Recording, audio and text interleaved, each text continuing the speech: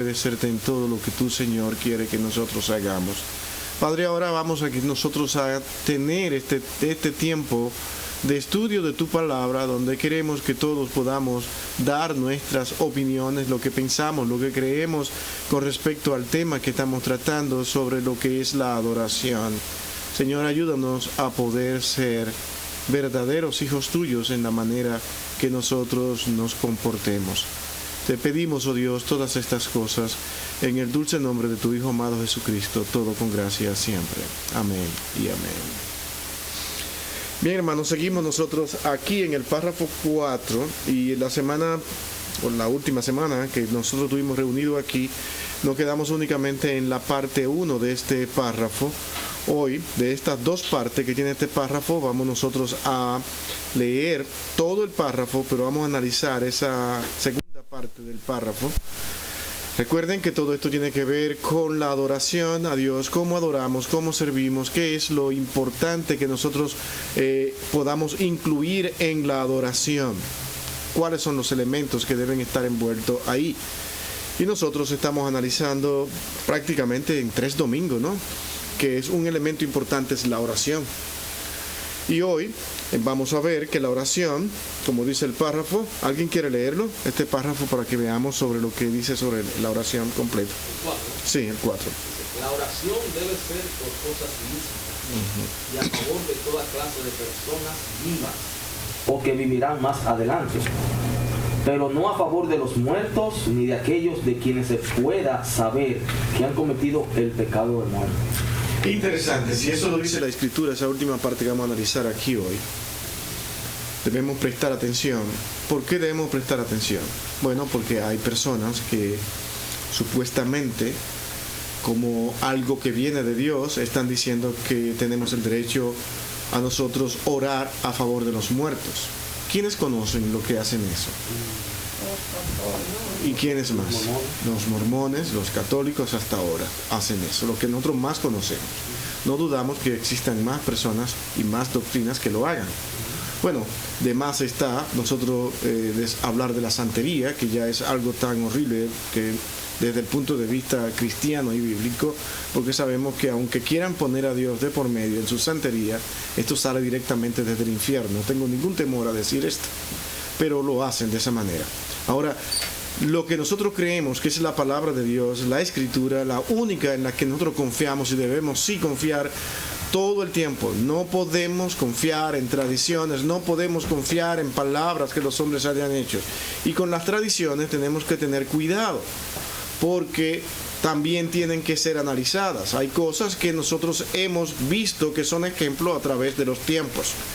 Y por ser algo realmente beneficioso a través de los tiempos, tenemos que ver qué es lo que de esas tradiciones concuerdan con las Escrituras. Pero hay cosas que no aparecen en las Escrituras para apoyar lo que hoy las personas hacen por tradiciones. Y una de esas tradiciones son la oración a los muertos y orar por personas que han cometido el pecado de muerte. ¿Quién sabe lo que es el pecado de muerte? Dice que la blasfemia contra el Espíritu Santo. Ese es el pecado de muerte. Ahora, eso ampliándolo un poco más, ¿qué significaría blasfemar contra el Espíritu Santo? Es decir, las cosas que hace Dios, achacárselas que vienen de Satanás. Eso puede ser. Negar que Dios existe. Negar que Dios existe, eso es blasfemia contra el Espíritu Santo. Porque está ahí y el Espíritu Santo está haciendo una obra y lo que están diciendo es mentira, falso, no es verdad. Es el caso que cuando se habló de ese caso era que decían que él hacía las cosas por Beelzebú y eso ahí fue que él le dijo esas palabras. Y ahí están blasfemando con algo que el Espíritu Santo está haciendo. Lo mismo, eso es falso, es mentira, no viene de Dios. No. Pueden ser personas que digan creer en Dios, pero al ver lo que Dios está haciendo lo nieguen voluntariamente. Hay que tener cuidado para nosotros no caer en ese pecado. Cuando Dios está obrando, cuidado. Que tus celos no te traicionen, que tu ego no te traicione, que tu envidia no te traicione. Claro, esas cosas desenfrenadas, las que he mencionado ahora en estas últimas dos palabras, cuando son desenfrenadas, cuando constantemente lo hacemos, demuestran solo una cosa: no hemos conocido al Señor. Porque todos podemos muchas veces caer en algún desenfreno de esto. Porque alguien, no sé por qué no me cae tan bien, tengo problemas, Señor, ayúdame a que la persona me caiga bien, porque no quiero tener esto en mi corazón. Pues cualquier cosa que esa persona haga, yo la quiero rechazar, aún haga cosas que vienen de Dios. Y podemos caer fácilmente en ese rechazo a obra que el Espíritu Santo está haciendo y decirle, como le dijeron al Señor, no, tú lo haces en nombre de Satanás. Cuidado con eso. ¿Se entiende? Ahora leamos los textos. Vamos a ver quién tiene Segunda de Samuel 12, 21 al 23, Lucas 16, 25 al 26. Nos faltan algunos hermanos hoy para poder seguir poniendo más versos. Vamos quedando con eso y después vamos a ver si continuamos también con los dos restantes versos que quedan para tener más afinidad y claridad sobre la importancia que la Escritura da a nuestra oración y si debemos nosotros orar por los muertos o por aquellos que ya abiertamente se sabe que han blasfemado contra el Espíritu Santo. Vamos a ver. Segunda de Samuel 12. 12 del 21 al 23. Ajá. Y les dijeron sus siervos: ¿qué es esto que has hecho? Por el niño, viviendo aún, ayunabas y llorabas, y muerto él, te levantaste y comiste pan. Y él respondió: viviendo aún el niño, yo ayunaba y lloraba, diciendo: ¿quién sabe si Dios tendrá compasión de mí y vivirá el niño? Mas ahora que ha muerto, ¿para qué he de ayunar? ¿Podré yo hacerle volver? Yo voy a él, mas él no volverá a mí. ¿Le parece eso que deberían ellos orar por ese niño? Bueno, ya murió, pero nosotros vamos ahora a interceder en oración para que pase algo. Mientras él vivía, él ayunaba, oraba, a ver si el Señor se compadecía de dejarlo vivir. Parece que el verso nos está diciendo que tenían claro que no había más nada que hacer después de ahí. Todo lo que se debe resolver es aquí ahora. Bueno, no tenemos ese verso aquí, pero hay un verso que dice: he aquí ahora el tiempo aceptable. He aquí ahora el día de salvación. Pienso que ese verso, aunque no está aquí, debió haberse citado, tal vez por el contexto y en la manera en que se habla. No lo pusieron, pero debería ser un texto que sí debería estar ahí. Porque no hay más tiempo, un texto sumamente claro. He aquí ahora el día de salvación. Cuando ahora, mañana es muy tarde. No hay tiempo, se acabó el tiempo. Eso es lo que está diciendo. Y en esta parte vamos a ver más versos que nos pueden arrojar un poco de luz sobre lo que se pensaba, se creía, y que no fue desaprobado por ninguno de los apóstoles, no fue desaprobado por ninguno de los profetas, no fue aprobado por ninguno de esos hombres de Dios que nosotros conocemos, que fueron las voces que Dios quiso que aparecieran para instruirnos a nosotros hoy en día. Ellos no dijeron nada en contra de estas palabras. Por ejemplo, Lucas declara algo importante en el capítulo 16, 25 al 26. ¿Qué dice? Recuerda que durante tu vida recibiste tus bienes y Lázaro igualmente males, pero ahora él es consolado aquí y tú estás en agonía. Y además de todo esto, hay un gran abismo puesto entre nosotros y vosotros, de modo que los que quieran pasar de aquí a vosotros no puedan, y tampoco nadie puede cruzar de allá a nosotros. Interesante esto. Yo particularmente con respecto a esto, a esta parábola, yo creo que, bueno, no es una parábola, para mí es una narración histórica, que es lo que quiero decir. Pero independientemente de que algunos piensen que es una parábola o no, el Señor no va a usar algo como parábola para ilustrarnos una mentira. ¿Se entiende? Lo que está diciendo es que no se puede hacer más nada de allá para acá, de aquí para allá. No se puede, por nadie. Se cerró el camino, ¿cierto? ¿No es lo que dice? Eso dice el texto. No hay más nada que decir ahí. ¿Cómo es que aparece la enseñanza de que debemos nosotros orar por esas personas? Bueno, porque al fabricarle por tradición también un lugar de estancia, de espera, bueno, pues lo podemos sacar porque hay una gran oportunidad. De ahí Dios puede mostrar misericordia, porque nosotros vamos a orar a un Dios que está lleno de misericordia. La palabra lleno de misericordia condiciona a Dios con sus atributos. Forzan a Dios a decirle, muéstrame que tú tienes misericordia. Entonces ahora salva a este que nosotros, no Dios, que nosotros hemos colocado en este lugar de espera. Porque si tú buscas ese lugar de espera, no lo encuentras en la Escritura. Claro, ellos tienen texto para decir, aquí está, pero cuando tú dices, pero aquí no está hablando de esto. Es como que tratan de forzar cualquier escritura para decir, de esto estamos hablando. Esto es el lugar donde las personas se purgan. Por eso le llaman rutinariamente o abiertamente, más crudamente, purgatorio, lugar de purgación. Aunque prácticamente es un lugar de estancia, de espera, que ellos han fabricado. Porque acuérdense, mi hermano, nada hay más peligroso para un ser humano cuando él llega a creerse que es más bueno que Dios. Comienza a fabricar cosas. Y comienza a establecer cosas que los demás dicen, wow, pero qué lindo, qué gran corazón, tremendo. Cuando tú fabricas algo así como iglesia, tú estás mostrando misericordia, compasión.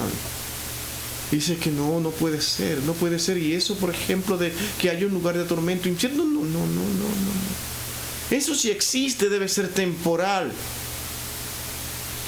Por ejemplo, entre una doctrina que no quiero mencionar su nombre aquí para que no piense que estamos mencionando nombres, entre ellos mismos están divididos en si existe el infierno o no. Y lo que han llegado a decir que existe, lo ponen temporario. Y también usan versos bíblicos para eso. Y tú dices, pero ¿cómo es que forzamos doctrinas cuando no deberíamos hacerlo? La palabra de Dios no fue escrita para que no la entendamos, fue para que la podamos entender. Por eso tengo tanto problema, aunque tengo mi posición escatológica, y hago un paréntesis aquí, yo no creo que debamos nosotros realmente estarnos matando por las posiciones escatológicas, porque al final, si nos damos cuenta, hay un punto en que todos estamos especulando. Todos estamos imaginando sobre lo que va a pasar. Y Dios no quiso que eso pasara. Tenga su posición, téngala clara para que tenga paz, pero adopte la del pacto. Esa es buena, esa es la mejor, porque esa es la que yo creo. No se preocupe. Pero realmente para mí las dispensaciones en ese sentido me dan muchos problemas, porque eso es interrumpir el plan de Dios para entrar en otro a través de varios pactos. Y yo veo que realmente Dios lo que hace es que hace una promesa original, y esa promesa se va creciendo, va adelantando por pactos. Uno adelanta al otro, otro adelanta al otro, otro sigue creciendo. Y así por eso, pero no quiero entrar en el tema de la escatología. Agregando un poquito en ese paréntesis que usted habla. Sí. El Señor Jesucristo nos dijo claro que el día y la hora Él lo sabía, entonces es algo para nosotros pensar. Ahora, volviendo al tema de que si vamos a orar por aquellos muertos o los que viven, Isaías nos dice que buscar a Jehová mientras pueda ser hallado. Es decir, es algo en vida que nos está hablando. Salvador, es otro texto. ¿Ven? Como van apareciendo. Y yo pienso que son textos que deberían estar aquí, ¿no? Pero Apocalipsis 14:13, ¿quién lo tiene? Y 1 de Juan 5:16. 1 de Juan 5:16, Apocalipsis 14:13. ¿Quién tiene Apocalipsis 14:13, hermanos? ¿Ustedes?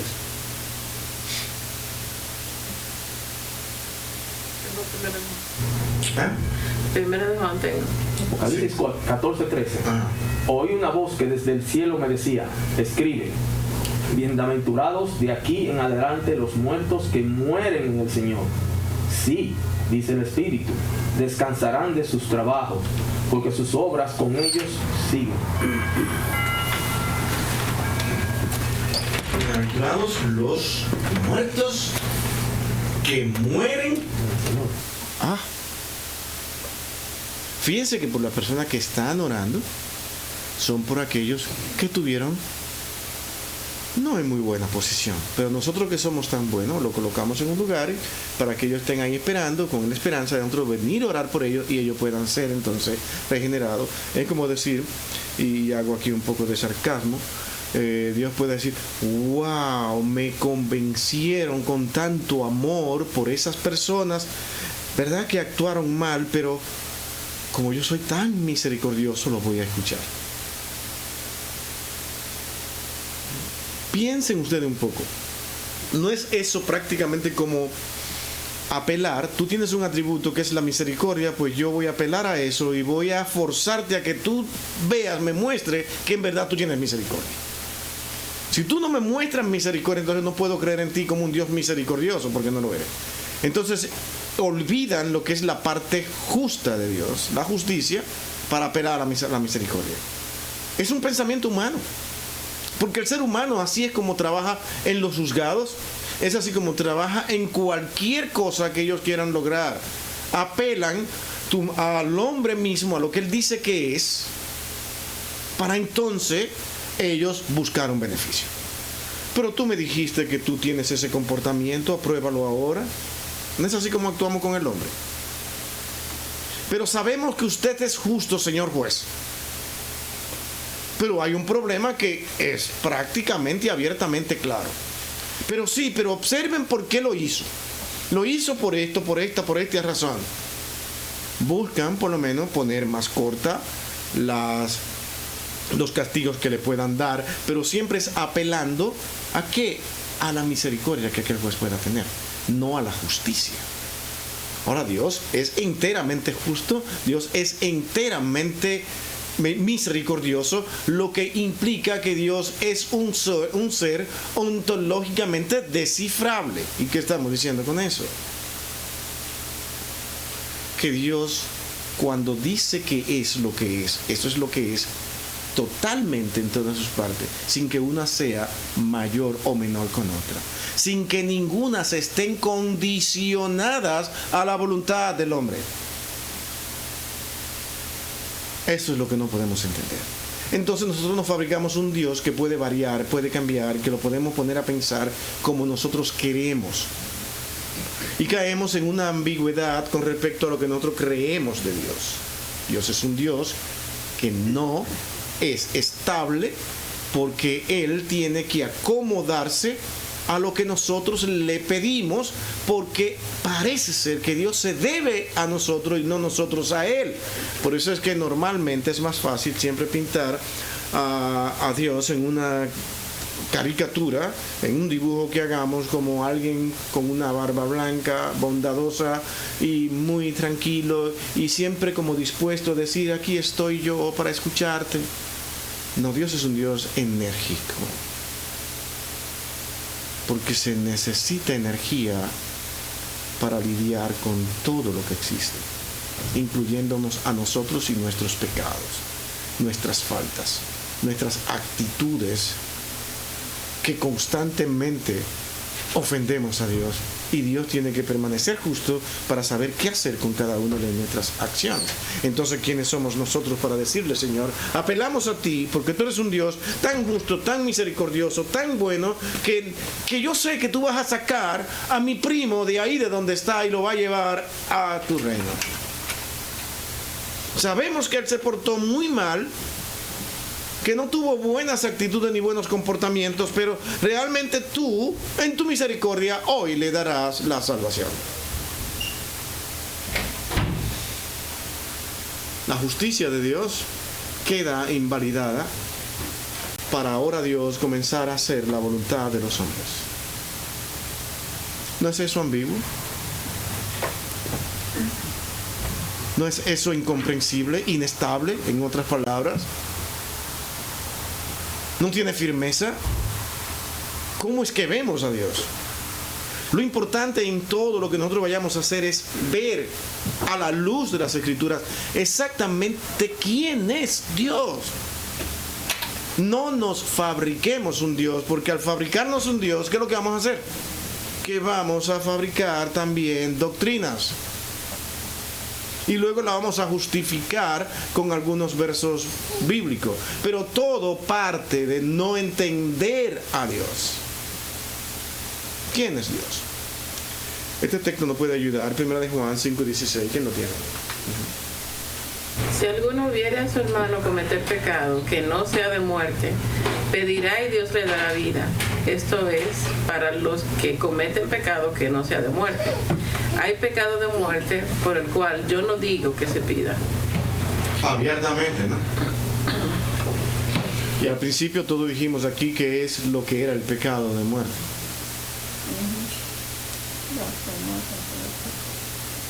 Blasfemar contra Dios. Eso es un asunto que eso le queda a Dios. No hay nada que pedir por una persona que diga no quiero saber de Dios. Eso viene de Satanás. No necesito a Dios en mi vida.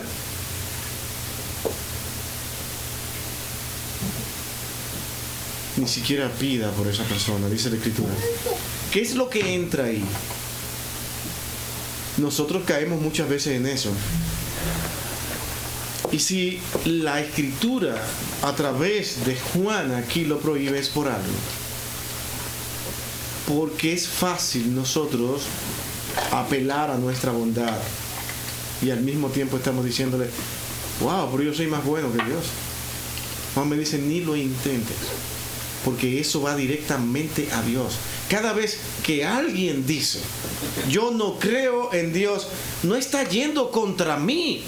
¿Me entiende? No me está atacando a mí. Es una ofensa que no pasa por ninguna trayectoria, ni por aquel, ni por el otro, sino que va directamente a Dios. Entonces, ¿quién maneja eso? No pida por esa persona porque Dios la oyó. Es que Dios la está escuchando. ¿Se entiende? Entonces esa es la razón para que no tengamos oportunidad de pensar que yo puedo ser más bueno que Dios y decir, Señor, aquí yo voy a interceder por esto porque yo te conozco a ti, yo sé. ¿Se acuerdan, Jonás? Yo sé que tú ibas a salvar a todas estas personas en Nínive. O sea, yo no quiero ir ahí. Entonces, como decirle, como yo sé que tú no lo vas a perdonar, yo intercedo. Y ahí vienen todas las enseñanzas de intercesión. Se fija que una doctrina lleva a otra. Nosotros tenemos doctrinas que están llenas de intercesores, cuando Cristo es suficiente. ¿O no es Cristo suficiente para hacer lo que Él hizo en su obra cuando dijo consumado es? Y estableció cómo es que todo iba a funcionar. Vicario, el Espíritu Santo. Intercesor. Quien quedaba en lugar de que han hecho los hombres. No, nosotros tenemos una mejor propuesta.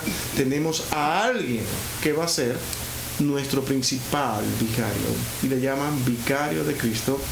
Pero ellos, cuando tú los enfrentas, dices, no, es que sigue siendo el Espíritu Santo a través de Cristo lo que Él ha dicho el vicario, pero hay un segundo vicario. Entonces tenemos que buscar, ok, segundo vicario, ¿dónde está la Escritura? No lo encuentras. Dice, pero ¿qué estás haciendo? No lo encuentro en parte. Sí, pero nuestras tradiciones nos enseñan y hay que respetar eso. Porque también los judíos respetaban sus tradiciones. Y hacen, como nosotros decimos en mi país, un arroz con mango que tú dices, ¿cómo yo arreglo esto?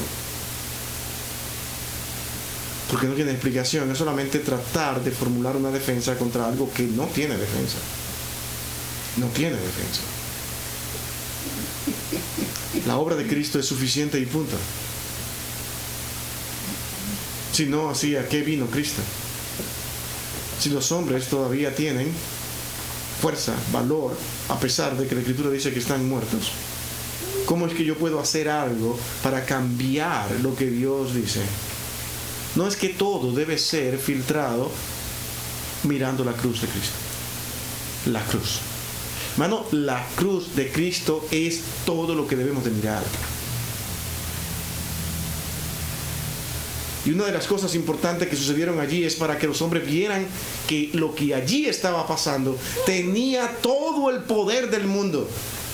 Que aquel hombre, el ladrón en la cruz, sin haber pasado por ninguno de los procesos que también la Escritura nos dice que debemos pasar para dar muestra de creyente, aquel hombre no pasó por nada y el Señor le dijo: hoy estarás conmigo en el paraíso. ¿Sabe qué está diciendo? Lo que aquí está pasando es todo el plan de Dios, y con todo el poder de Dios nadie puede hacer nada sino solamente Dios, y este sacrificio que aquí está pasando es la obra perfecta de Cristo. Los hombres no tienen nada que poner, pero siempre le ha gustado a los hombres poner algo extra. Lo hicieron, por ejemplo, también los judíos con la misma. ¿Vieron qué cosa? Ellos observaron que estaba el decálogo, las leyes, los profetas, todo. Pues ellos incluso ahora, para verse más puro y más santo, añadieron condiciones de comportamiento en un libro aparte.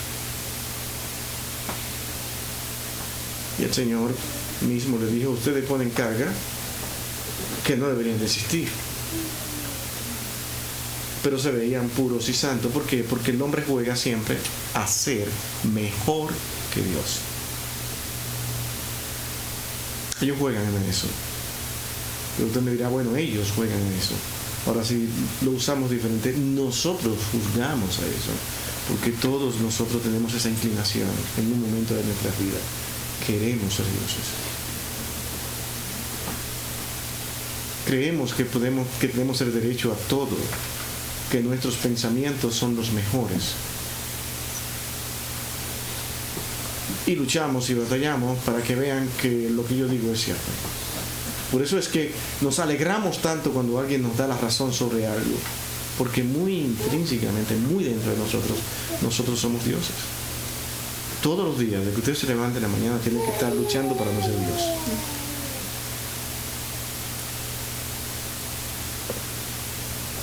¿No me lo cree? Comience a pensar. Comience a pensar, hasta con una actitud de un hijo suyo. ¿Usted es Dios? Difícil es humillarnos. Difícil es doblegarnos. Difícil es decir: estoy equivocado. Por lo tanto, a eso se refiere la Escritura cuando dice: tengan cuidado para juzgar si antes no se han analizado a sí mismos. No es que no hagan juicio, porque ese es otro error. Somos llamados a hacer los juicios que hay que hacer, pero siempre que nosotros nos hayamos observado nosotros mismos. Si nosotros no hacemos los juicios, ¿quién lo va a hacer? Porque Dios realmente nos ha colocado aquí para que nosotros dejemos ver a Dios con nuestras acciones. Que nos digamos que Dios dice de esta manera. Pero nos vemos más bueno si no le hacemos juicio a nadie. Si defendemos las personas a pesar de que están actuando mal y usamos las palabras que hemos acabado de mencionar. Dice: pero ¿quién eres tú para que juzgues a los demás? Difícil es para esa persona que tú le respondas: ¿sabe por qué lo hago? Porque soy un hijo de Dios y como representante de Dios debo decir lo que Dios quiere que se sepa. Porque no te hago bien si te lo oculto, pero preferimos ocultarlo porque de esa manera yo me veo mejor. Hay un deseo interno que nos reclama: mírenme como Dios. Y ahí es que está el peligro. Yo le tengo tanto miedo a eso.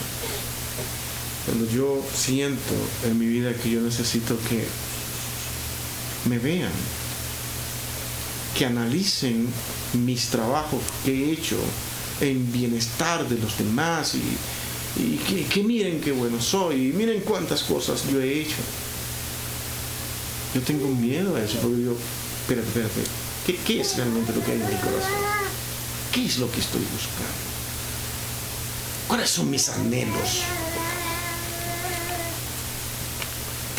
¿De qué cosas es que yo me estoy preocupando tanto?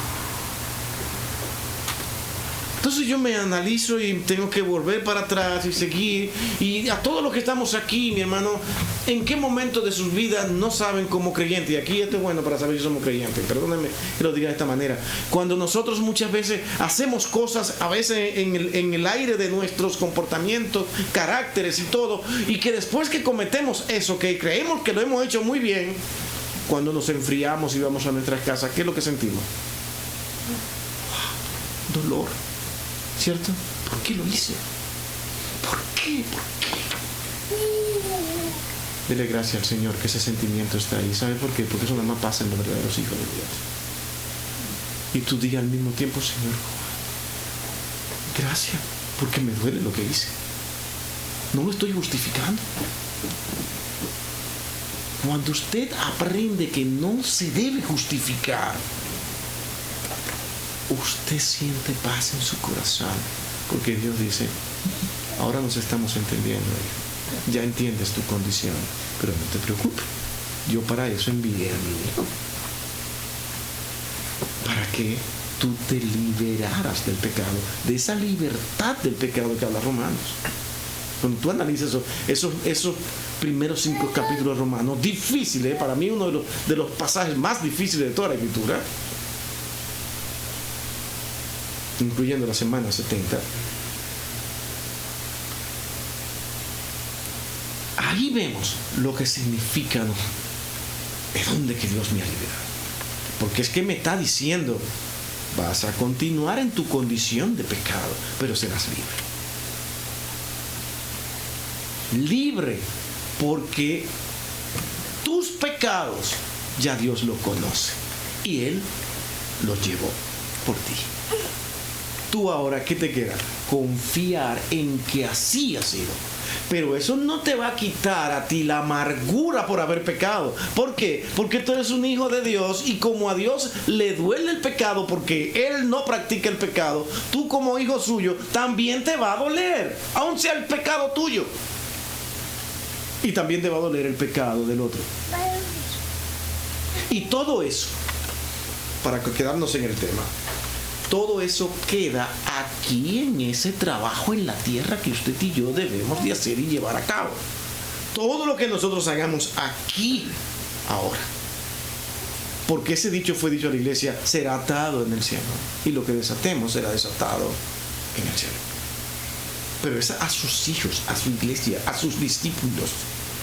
Sobre la base de los apóstoles. No podemos salirnos de ahí para fabricar doctrinas, ni por tradiciones, ni por suposiciones, ni por nuevas revelaciones que contradigan lo que ya se ha dicho, porque ahora Dios ha dicho algo más, Dios ha añadido algo más, y yo me pregunto, ¿Dios va a añadir otras cosas que contradigan lo que ya Él ha dicho? Noten que en los libros que tenemos hasta ahora, lo que con tantas dificultades como lo del Nuevo Testamento se fueron dando y que hoy lo tenemos como libros inspirados, lo que se han aceptado hoy en día, que yo creo que fue por voluntad de Dios, no contradicen a las Escrituras del Antiguo Testamento, sino que son una misma cosa cuando tú te pones a analizarlo. Claro, y eso puede ser larguísimo en cualquier estudio que podamos ver para analizar lo que es el canon bíblico. Pero mi hermano, no podemos añadir cosas que la Escritura no diga porque parezcan bondadosas y buenas.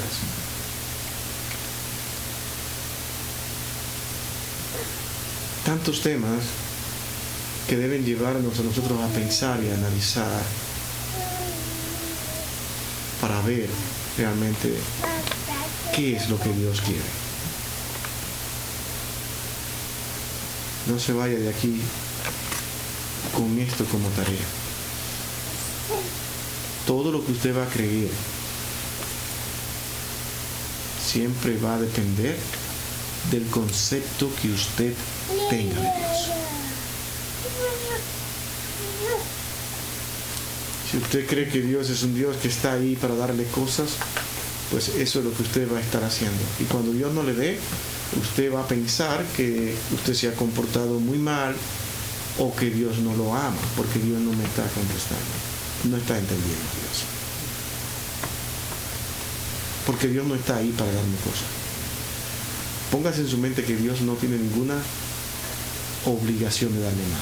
ya Él le dio lo más importante a usted como creyente que usted debería de tener, y es la salvación. Lo demás es, como dice la Escritura, es añadidura. O sea, en otras palabras, si Dios quiere y si Dios no quiere, porque Dios me conoce a mí más que yo mismo, ¿cierto?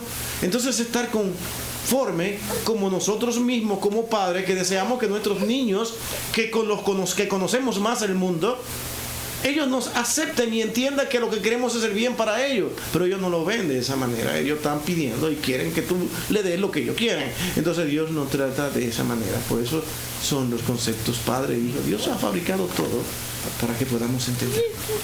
Dios pudo no habernos dado hijos y seguir creando gente aquí.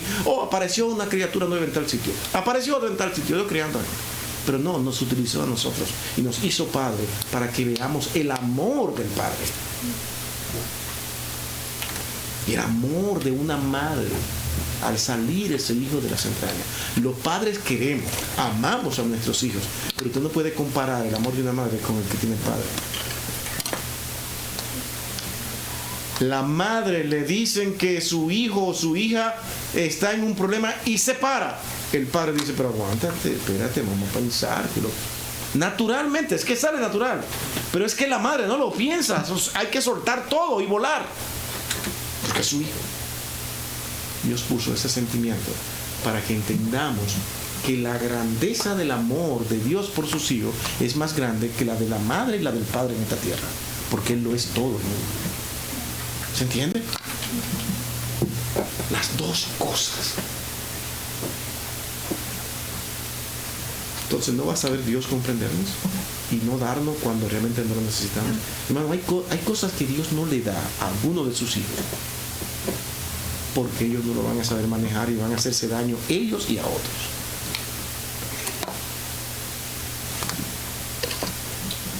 Hay personas a las que Dios no puede darle cosas materiales. No lo puede dar. Porque ya serán señores. Y tú, alguien inferior, por disparar cosas pasajeras, cosas que se destruyen. Pero como yo las tengo, ahora soy más importante que tú, porque tengo posibilidades. Y mi hermano, Dios ha demostrado en este mundo de que ni siquiera por tú ser más inteligente que otro, tú tienes bienes de este mundo. Usted sabe la gente bruto que son millonarios. Y usted sabe la gente con capacidades inteligentísimas y han muerto en la miseria.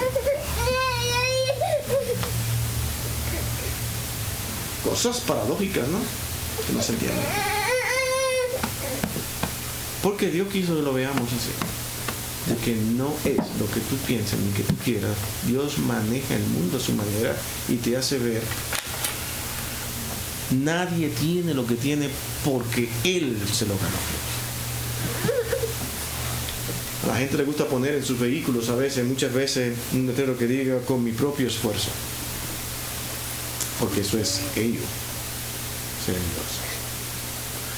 Todo eso que estamos diciendo, fuerza del hombre, voluntad del hombre, es lo que ha llevado, para concluir esto, a hacer doctrinas que nada tienen que ver. Todo es, yo soy Dios y yo puedo decir que esto es lo que debemos creer. Entonces, ahí es que tenemos que tener cuidado. Porque la Escritura nos advierte de falsos profetas.